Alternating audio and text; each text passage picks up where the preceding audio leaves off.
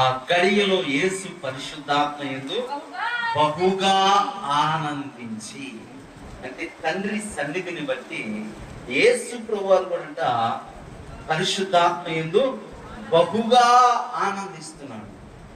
దేవుని సన్నిధిని బట్టి ఉత్సహించాలి, ఆనందించాలి, ఆర్భాట ధ్వని చేయాలి. హల్లెలూయా. ఆయన భూమి మీద ఉన్న దినాలలో పరిశుద్ధాత్మలో బహుగా ఆనందించాడంట. మనము కూడా దేవుని సన్నిధిని బట్టి ఆనందించాలి.